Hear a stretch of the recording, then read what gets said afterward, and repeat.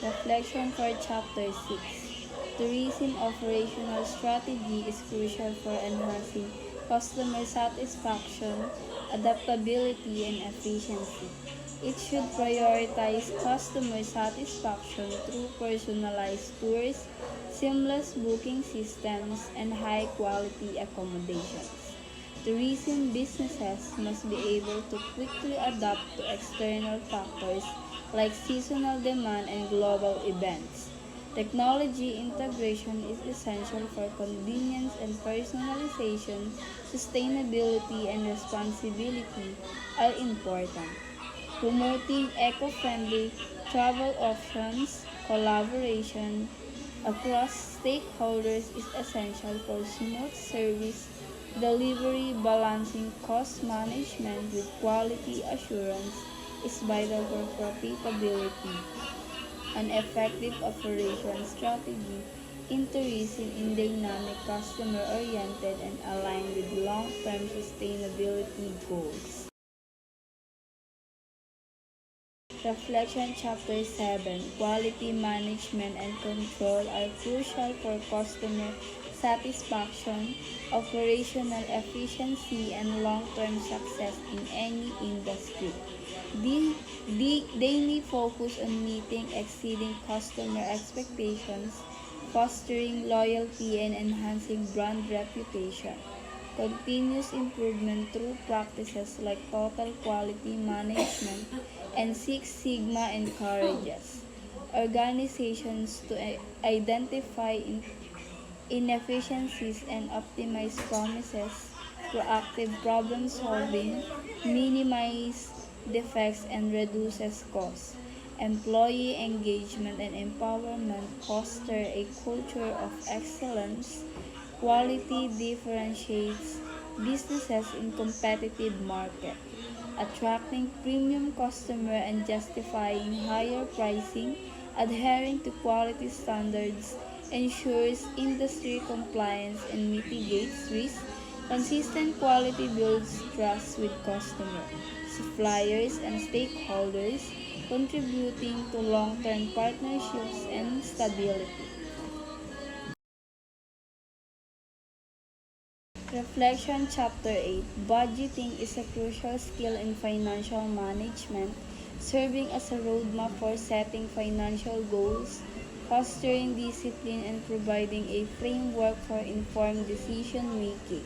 It helps individual and organization align resources with priorities, monitor progress, and account for uncertainties. Budgeting is also aids in strategic growth, allowing for investment in new opportunities and controlling operational costs. On a personal level, budgeting reduces stress and empowers individuals to make confident financial decisions.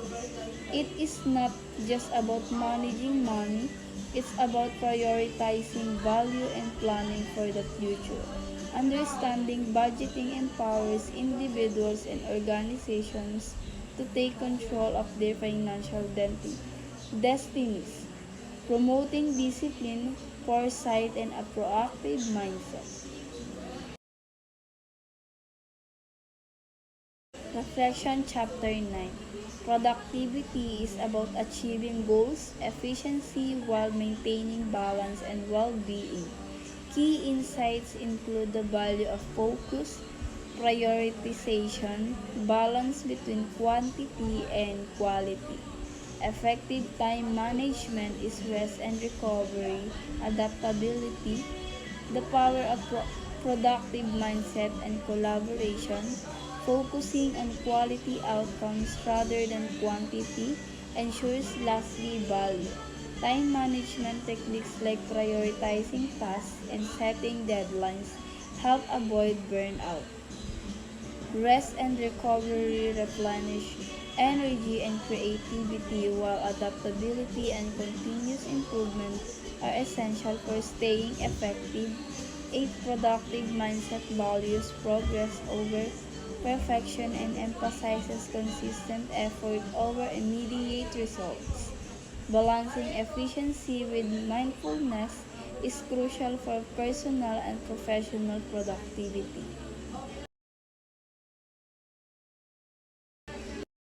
Reflection Chapter 10. Efficiency and effectiveness are crucial concepts in achieving success but often misunderstood. Efficiency focuses on maximizing output with minimal input, while effectiveness focuses on achieving meaningful goals and outcomes. Balancing efficiency and effectiveness requires a balance of resource optimization and prioritization. Effectiveness involves understanding objectives and aligning actions with them, while efficiency may focus on speed, adaptability, and growth, are essential for achieving both. Balancing quality and speed is crucial for high-quality results delivered in a timely manner.